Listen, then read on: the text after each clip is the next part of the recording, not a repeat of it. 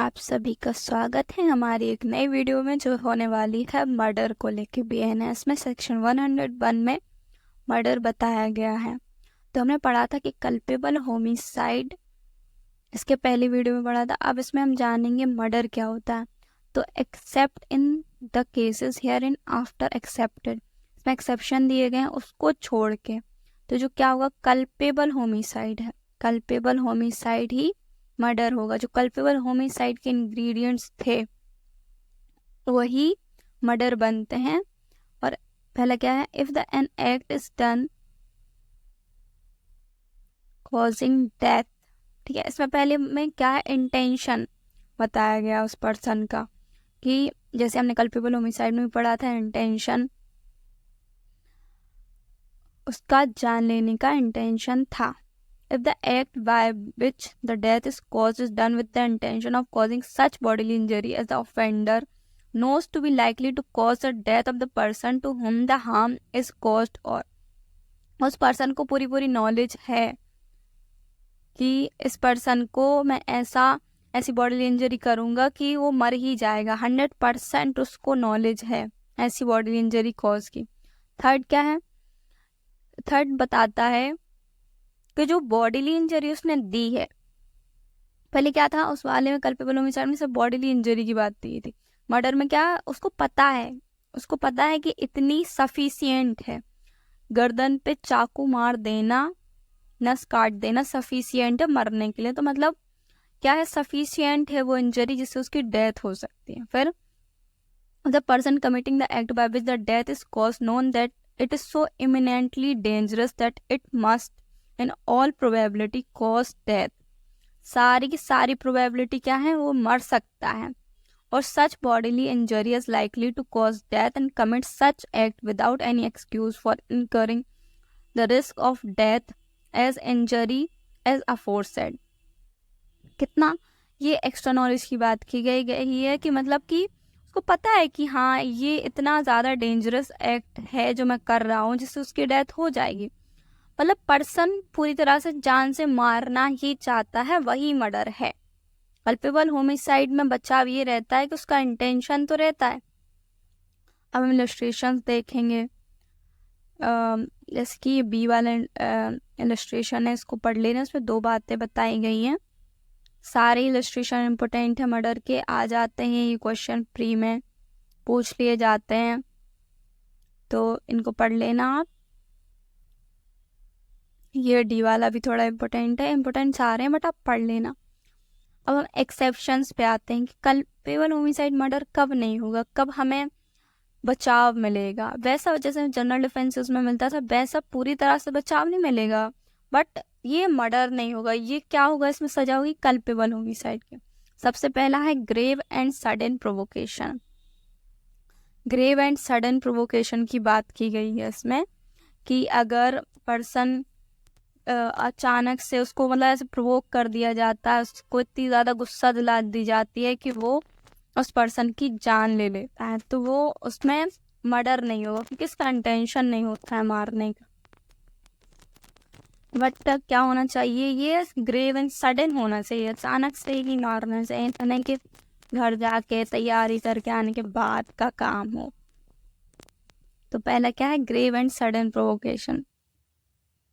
इसकी एक्सप्लेनेशन क्या बताती है कि ये जो है, ये grave and sudden provocation question of fact की बात करता है। ठीक है, जैसे कि ये वाला इलस्ट्रेशन है, ए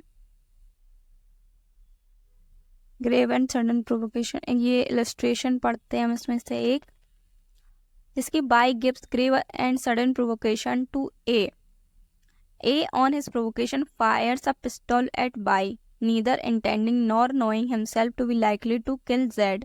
वो चाहता नहीं था, उसकी इच्छा नहीं थी, बस उससे ऐसा प्रोवोकेशन हुआ सडन, उस गुस्से में आकर उसने वो पिस्तौल चला दी जिससे जेड मर गया। उसने क्या किया है, मर्डर नहीं किया, उसने कल्पेबल होमिसाइड किया। क्या हुआ, ग्रेव एंड सडन प्रोवोकेशन हुआ, उसको अचानक से प्रकोपन आना। अब हम एक्सेप्शन सेकंड देखते हैं। Culpable homicide is not murder the offender in the exercise of good faith of the right of private defense of person or properties. इसकी बात कर रहा है, प्राइवेट डिफेंस की बात कर रहा है यहाँ पे. अब प्राइवेट डिफेंस में थोड़ी ना आप मर्डर का वो लगा देंगे, बट ऐसा भी नहीं है कि पूरी तरह से आपको वो मिल जाएगा, बचाव मिल जाएगा ना. गुड फेथ में होना चाहिए. हम कैसा होना चाहिए? गुड फेथ में होना चाहिए. तो प्राइवेट डिफेंस के लिए होना चाहिए. मोर हार्म देन नेसेसरी, मतलब उतना harm, sorry, no more harm than necessary, उतना ही हार्म कॉज करना चाहिए जितना ज़रूरी है.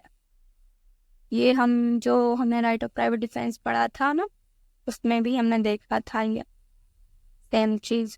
अब जैसे कि ये इलस्ट्रेशन में बताता है कि उसने उसको मारा, चाकू, सॉरी, पिस्तौल, गन से शूट किया उसको. तो उसने क्या किया था? कल्पेबल होमिसाइड नहीं किया, अरे सॉरी, मर्डर नहीं किया उसने, कल्पेबल होमिसाइड बस किया है. उसको सजा कल्पेबल होमिसाइड की ही मिलेगी. ठीक है ना. अब ऐसा है कि ये सारे एक्सेप्शंस हैं जिनमें अब सेक्शन 3 में जाते हैं.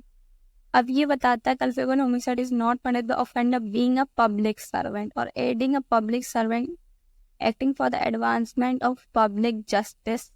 अब कोई पर्सन है जो ऑफेंडर है, वो पब्लिक सर्वेंट है, अपनी पावर में जो उसको लॉ के द्वारा दी गई है. एक्सेप्शन 4 में बात करते हैं हम. मतलब कोई पर्सन सडन फाइट में आके, उसका पहले से मन नहीं था लड़ने का, और acted in a not undue advantage और acted in a cruel manner, मतलब खुद से ही नहीं लड़ा बट सडन फाइट में डेथ कॉज हो जाती है, तो वो भी कल्पेबल होमिसाइड माना जाएगा. Pre meditation and sudden fight, ये याद रख लेना. 4th एक्सेप्शन ये बात करता है. ठीक है. अब 5th बात करता है ओन कंसेंट की, खुद स्वेच्छा से जान देना, मतलब कोई प्रोवोक कर देता है, मतलब. तो वी एक्सेप्शन किसका मिलेगा? मर्डर, वो सॉरी, कल्पेबल होमिसाइड होगा. ये मर्डर नहीं होगा अगर खुद अपनी जान लेता है किसी और के कहने में आके, तो मतलब सॉरी, जान देता है. ऑन कंसेंट की बात है, खुद के कंसेंट से जान लेता है. तो इसके बाद पनिशमेंट बताई गई है मर्डर की पनिशमेंट क्या होगी? Whoever commits murder shall be punished with death और imprisonment of for life and shall also be liable to fine. वही डेथ पेनल्टी है when a group of 5 or more person acting in concert commits murder on the ground of race, caste or community, sex, place or birth, language, personal belief or any other similar grounds. Each member of shall be punished with imprisonment with life and